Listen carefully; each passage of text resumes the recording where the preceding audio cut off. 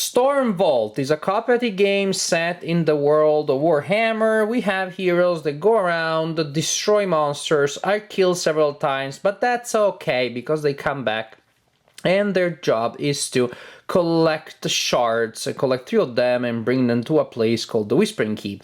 If the players do that, they win the game. As for losing the game, there are several possible ways that may lose the game. It depends on the level of difficulty that you choose to have. At the easiest level, when the enemy cards are out, one will be drawn at the end of each turn, then the players lose the game, so it's only a timer. You can add difficulty by also saying that the heroes will lose if they die a certain number of times, and also at the hardest level, the heroes lose if there are too many enemies on the board. Speaking of the board, it is a point-to-point map printed on a mounted board. The map is divided into realm. There really are separate sections connected only by one line each. I think you can see the realms. Also, the connections have arrows on them, and that is used to regulate the movement of the enemies. That has no effect on the movement of the heroes.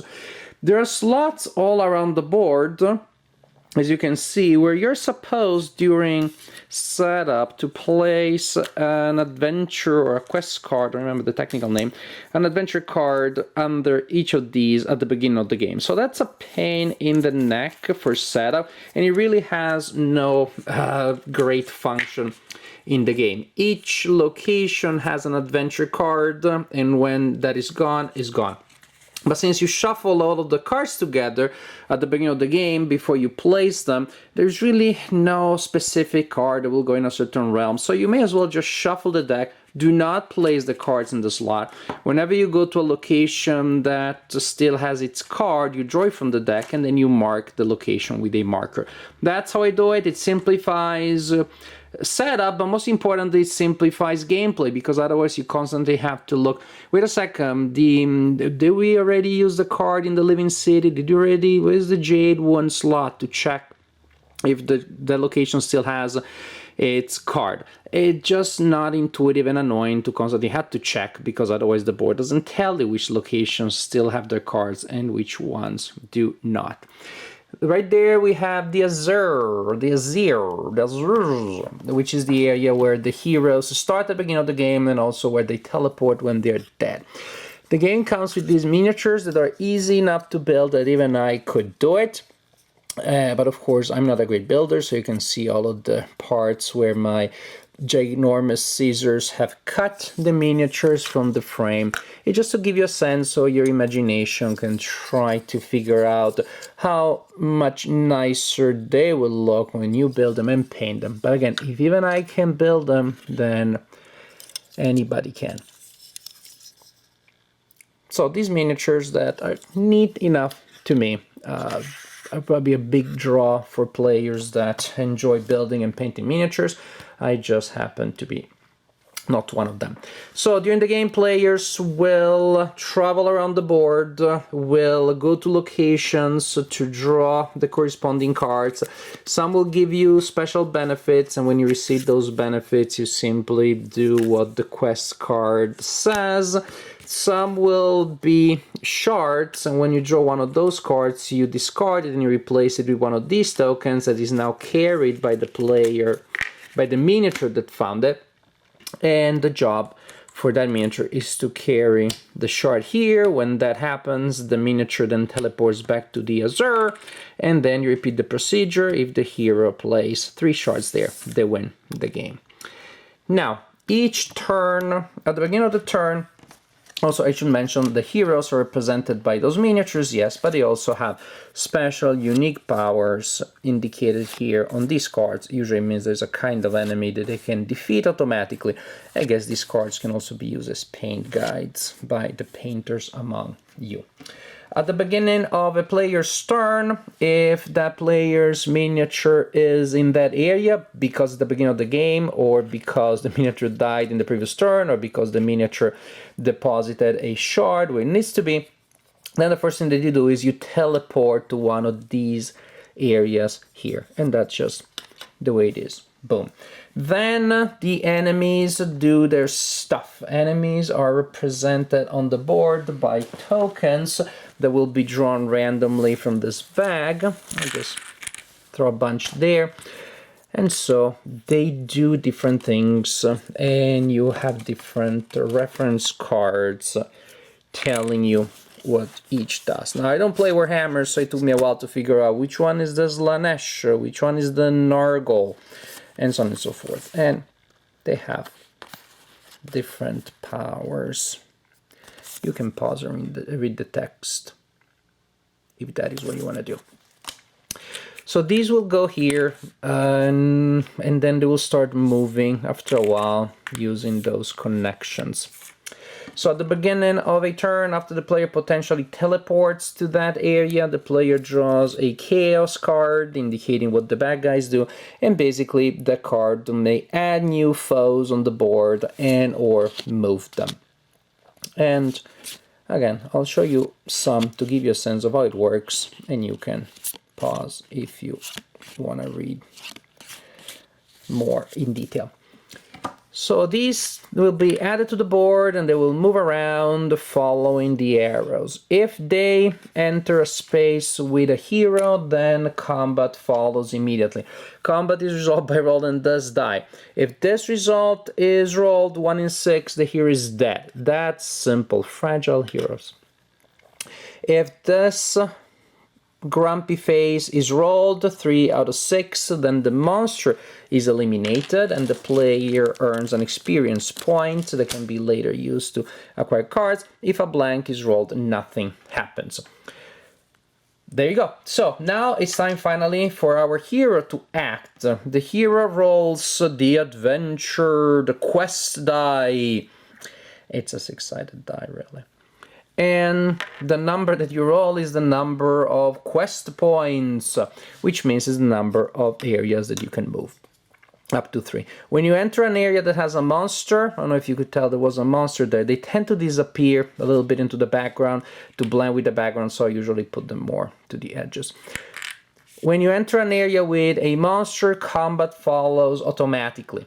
If at the end of combat there are still monsters there and you want to attack more, then you can spend a quest point or a movement point to launch extra attacks.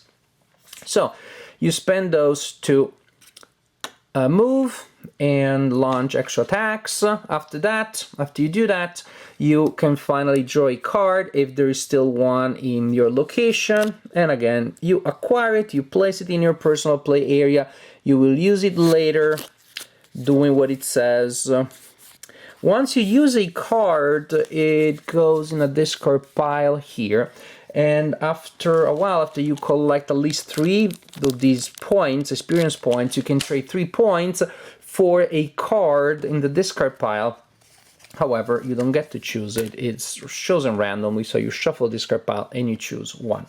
And this is basically how it works. Each turn, the monsters will be added to the board, they will do something, they will threaten your heroes. You'll move around trying to kill them a lot more often than they kill you. Or if you die, you go back here, you will teleport back into existence next time, and you also count how many times that happens, because if you're playing the regular game, again, if you die too often, then you also lose the game. In the intro game, it is only, remember, the timer, based on the chaos cards. So, back to us. Each turn, the monsters will arrive, will move around, then you move, attack, look for the quest cards, try to deliver 3 shards to the Whispering Keep, and if you can do so before you lose the game, then you win the game. Stormvault. So, well, I did not enjoy this game all that much. It started from the production that has the problems that they showed you. Setup with the cards are on the board, looks cute, but it takes time and actually makes playing the game less efficient because you do not know which locations still have cards and which ones do not. So many things look really great, but then those tokens representing the villains, they look very cheap, and worse still, they blend in the background, and so again they make gameplay less optimal than you would expect and you would want it to be. You want the components to be beautiful, high production values, but also transparent in the sense of that allow you to access the design. Not so much. The villain cards, so the text is printed small. They're just all these elements are a little bit annoying. As for gameplay itself, it's very simple. You look at the rule book, it looks a little daunting, but there are only 2 pages really of rules. Everything else is flavor and fluff. And gameplay, it's very random and unfortunately just feels pretty bland and repetitive. The randomness is right there in the fact that you have no idea of where the cards with the shards are, no way of mitigating that, no clues, nothing. You may find them right away, you may find them very late. Of course, there will be a curve overall if you play the game 100 times.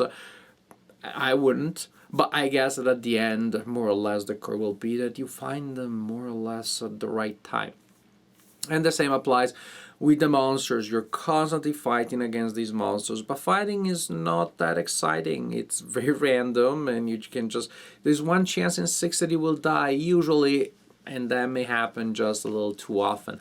Then when you add the cards, they will give the monsters more personality, they do different things, then they become even more lethal. But the point is that it's just not that exciting. You're rolling a die and maybe you're playing a card that gives you a certain bonus. Also, each hero will usually destroy a specific type of hero easily for free, which again is good, in terms of advancing towards victory and not dying too often, but it's not exciting. It's either totally random or totally deterministic. There isn't a way in which really I can make certain decisions that will highly increase my chances, and then it becomes exciting to see if I built towards that achievement. So just last week I played another game by Games Workshop, also set in the world of Warhammer, was Beastgrave in Warhammer Underworlds, and there you really have the sense of the tactical feel as you're adding bonuses and you're spending resources to increase your chances of doing things correctly. Here it just felt either deterministic, so still not exciting, or completely random. Again, not exciting. And just not much really to hold the interest of, I believe, a committed player for this long. It's just a little too casual. Move and roll and move and roll and move and roll and roll and roll, and I'll spend things to get a card, but it's a random card from the discard pile and it's not the card that I want, and then I'll move and roll some more. So the game just has this problem. It didn't grab me. There wasn't enough for the game to feel exciting from the point of view of gameplay. When you add the fact that also the production got in the way of gameplay, then I think we had a product, at least that for me was really underwhelming. Maybe it will work for some really young gamers that find the pandemic too complicated. Then you want a